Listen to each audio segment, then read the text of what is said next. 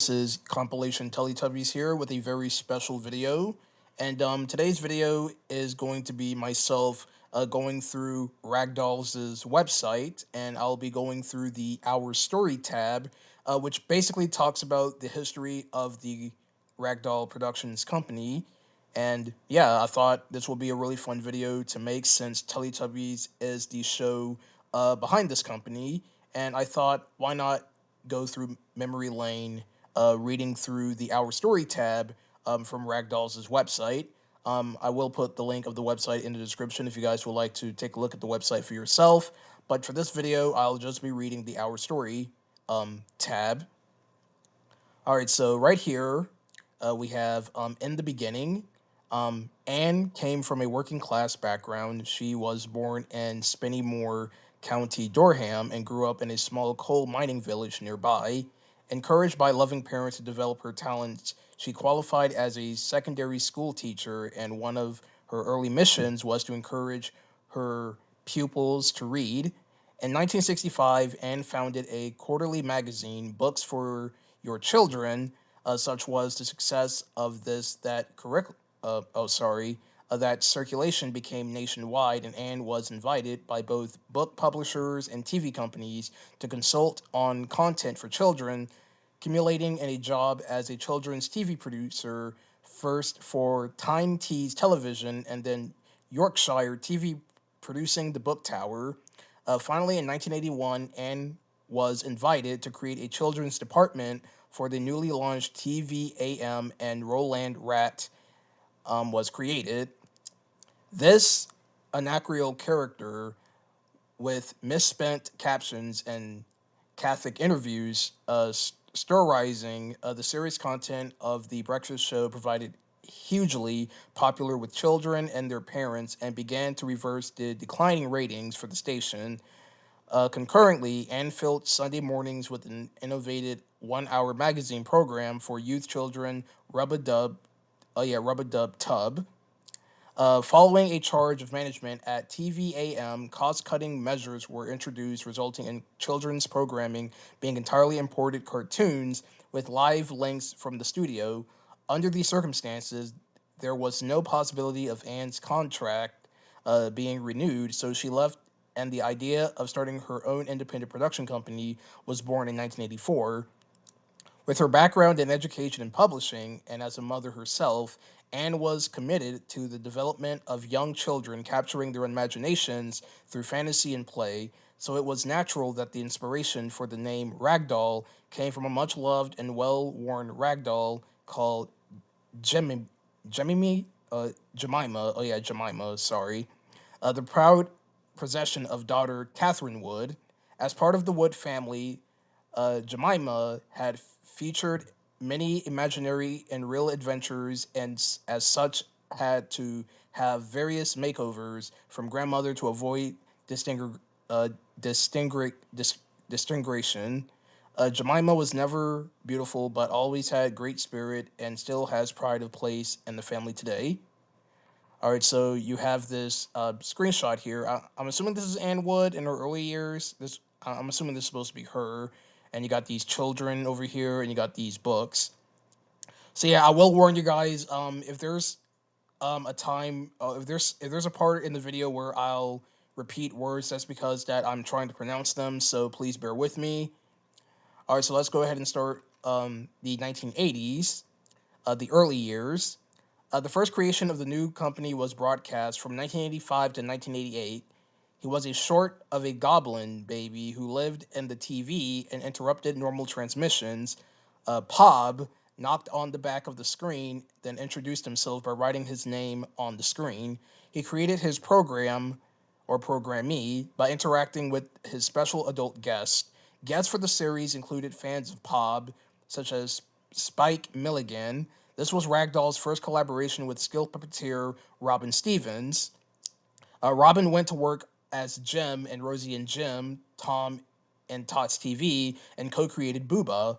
Meanwhile, Ragdoll had been asked to produce Playbox, a preschool educational series for Central TV. The 34 by 15-minute programmes were first shown on ITV from October 1988 and provided improved something of a watershed for Ragdoll, and that it has demonstrated the need for the company to own create and own its own characters. From the mid 80s, Ragdoll continued to produce a series of collaborative programs. So we got the Magic Mirror, ITV, Animated Fairy Tales, a showcase for new animators, 13 episodes, 15 minutes, broadcast in December of 1989, and Boom, Channel 4, a programming featured children with special needs, 20 episodes and 15 minutes, broadcast March of 1990, Series 1, and February 1991, Series 2. So you have an image right here of Pob, which was Ragdoll's first show that they produced. And it wasn't until the 1990s is when they started producing their own shows. All right, so next up is the Ragdoll Shop.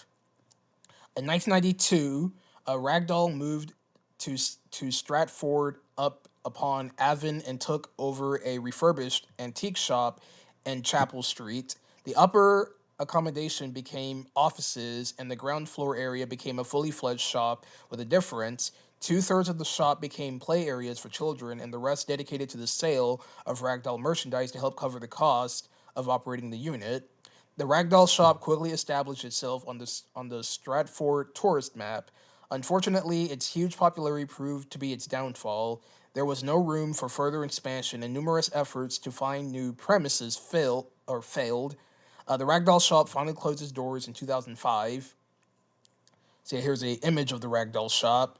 It is pretty small, but you can see the Teletubbies right over here. You can see Rosie and Jim right over there, and you got the Ragdoll logo right here. See, I'm pretty sure the screenshot was taken either in 1997 or 1998 because Teletubbies premiered in 1997, hence why they're here. Alright, so next up is the 1990s. Alright, so we got Rosie and Jim, ITV. Puppet characters Rosie and Jim explored the world from a much-loved narrow boat. The Ragdoll traversing the canals of the UK. Series 1 and 2, 50 episodes of 15 minutes. Series 3 and 8, 125 episodes and 10 minutes. Series broadcast between September 1990 and January 2000. Brum, 1990. Oh, sorry. Brum, BBC. An independent real miniature car tackles wrongdoing in the big city Birmingham, not Birmingham, Alabama, if that wasn't quite obvious. Series 1 and 2, 26 episodes and 10 minutes. Series 3, 40 episodes, 10 minutes. Series broadcast between September 1991 and September of 2001. Tots TV, ITV/BBC, Puppet Friends Tilly, French speaking, Tom and Tiny share their own small cottage specifically built on location in Warwickshire and learn how to live together. Series 1, 36 episodes of 15 minutes. Series 2 through 8, 240 episodes and 10 minutes. US versions, 66 episodes and 30 minutes. Classics, 20 episodes and 10 minutes. Open a Door, BBC, collaboration with overseas broadcasters and worldwide locations. Initiated by Ragdoll, it features small children living their home and encountering the world where they are before returning home. 53 episodes, 5 minutes for series shown in the UK between January 1994 and October 2003. And the show that you guys have been waiting for, Teletubbies. Yeah, Teletubbies. This is what the channel is based off of. The most famous of all Ragdoll programs, Tinky Winky Dipsy, Lala, spelled with one A for whatever reason, and Poe are technological babies living in their own technological superdome over the hills and far away. The series was co-created with the artist and writer Andrew Davenport. It became BBC Worldwide's biggest export and was translated into 45 languages. Complete series, 365 episodes, 30 minutes, broadcast between March of 1997 and April of 1999.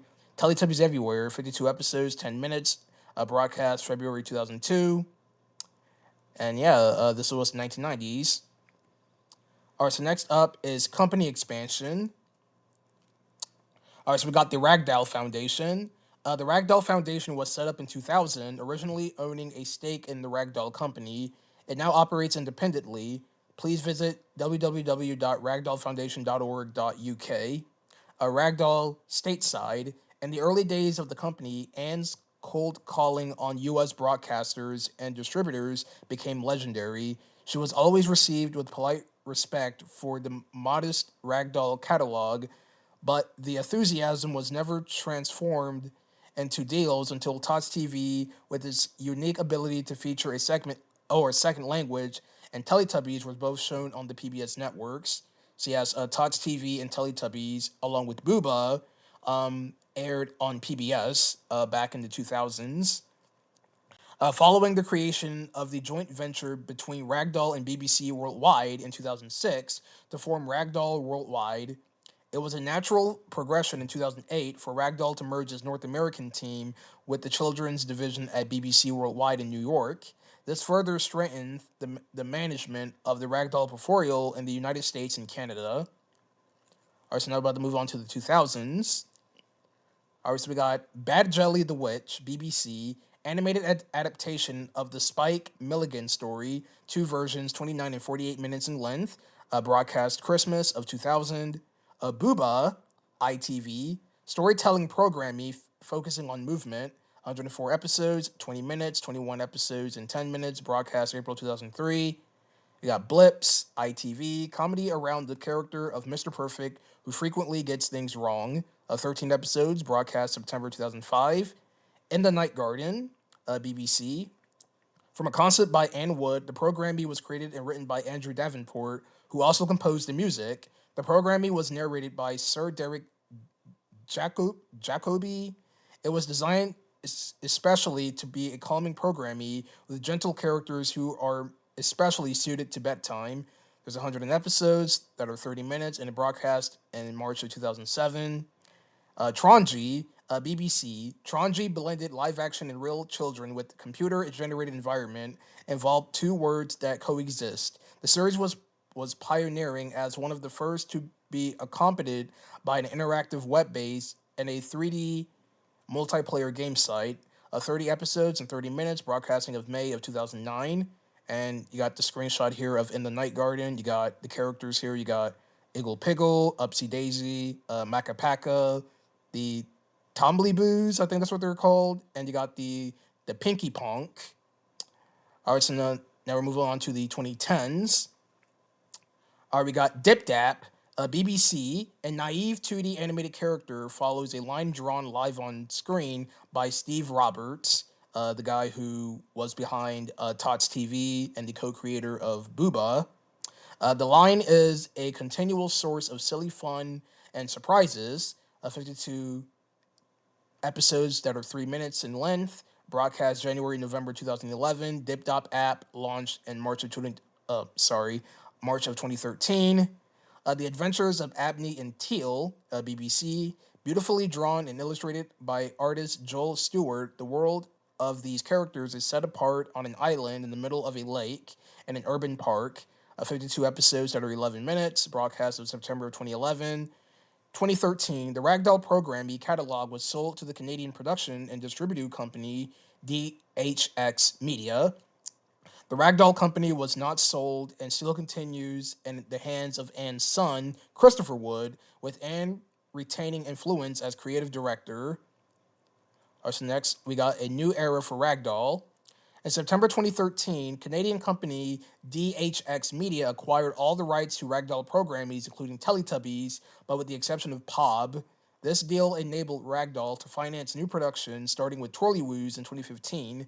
Please note that any new version of past Ragdoll programming, example Teletubbies, will be produced by DHX Media. Oh, sorry, I didn't mean to right click there. And are no longer connected to Ragdoll. All acquires or all inquiries should be referenced to DHX Media, and there's the link to their website. All right, so the last tab is today. Ragdoll's focus continues on the world of young children as demonstrated by our new programming, Twirlywoos, which isn't new anymore because the series ended in 2017. Ragdoll's work always has underlying educational concepts, and for Twirlywoos, we're decided to make these more evident by collaborating with Professor Kathy Newthborth, specialist in early years education. The result is a programming that even more directly relates to children's own experiences as seen through the eyes of four characters who know far less than their audience. Following the success of Dip Dap, Twirlywoos was created by Ann Wood and Steve Roberts and has the same sense of silly fun. And speaking of the Twirlywoos, here is a screenshot of them. And yeah, that is the Our Story page on the Ragdoll website. Again, the link of this website will be in the description below if you guys would like to take a look at the website for yourself. And yeah, thank you all for watching, and I'll see you guys next time with more Teletubbies compilations and instrumentals.